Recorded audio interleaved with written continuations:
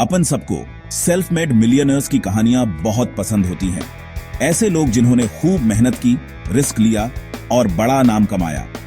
लेकिन अगर सक्सेस सिर्फ मेहनत की बात नहीं है तो, अगर किस्मत का रोल उससे ज्यादा है जितना हम सोचते हैं, और अगर रिस्क भी उतना ही जरूरी है, चलो एक ऐसी चीज के बारे में बात करते हैं जिसे हम अक्सर इग्नोर कर देते हैं। हमारी सक्सेस और फेलियर में कितना कुछ असल में हमारे कंट्रोल में होता है। बिल गेट्स को ही ले लो, हिस्ट्री के सबसे अमीर लोगों में से एक। बिल्कुल, वो ब्रिलियंट थे, मेहनती थे और महत्वाकांक्षी भी। लेकिन क्या आपको पता है कि 1908 में उनका स्कूल, लेक्साइड स्कूल, दुनिया के उन गिने चुने स्कूलों में से एक था जहां कंप्यूटर था। उस जमाने में जब कंप्यूटर बहुत रेयर थे, बिल गेट्स के पास टीनेज में ही अनलिमिटेड एक्सेस था। उस शुरुआती एक्सपोजर ने उन्हें बहुत बड़ा एडवांटेज दिया। अब उनके बचपन के दोस्त केंट इवांस के बारे में सोचो। वो भी उतने ही स्मार्ट और ड्रिवन थे, लेकिन अपनी जिंदगी बनाने से पहले ही रॉक क्लाइंबिंग करते हुए एक एक्सीडेंट में उनकी डेथ हो गई। दो बराबर के ब्रिलियंट दिमाग एक बिलियनियर बना, दूसरे को मौका ही नहीं मिला। यही किस्मत और रिस्क की पावर है।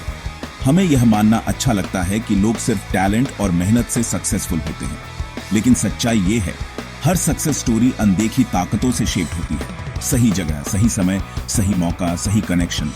एक छोटा सा लकी ब्रेक सब कुछ बदल सकता है। साथ ही रिस्क हमेशा बैकग्राउंड में घूमता रहता है। एक एक्सीडेंट, एक बुरा इन्वेस्टमेंट, इकोनॉमिक क्रैश, हमारे कंट्रोल के बाहर की चीजें सालों की मेहनत को पल में बर्बाद कर सकती हैं। उस इंसान के बारे में सोचो जिसने बहुत अच्छा बिजनेस बनाया लेकिन मंदी में सब कुछ गंवा दिया। या उस एथलीट के बारे में जिसने सालों ट्रेनिंग की लेकिन अपने बड़े मोमेंट से पहले इंजर्ड हो गया। क्या वो फेलियर इसलिए हुआ क्योंकि उन्होंने मेहनत नहीं की, या बस किस्मत खराब थी? तो हम इससे क्या सीख सकते हैं? सक्सेस कभी पूरी तरह से कमाई नहीं जाती और फेलियर कभी पूरी तरह से डिजर्व नहीं किया जाता। किस्मत और रिस्क सबको असर करते हैं।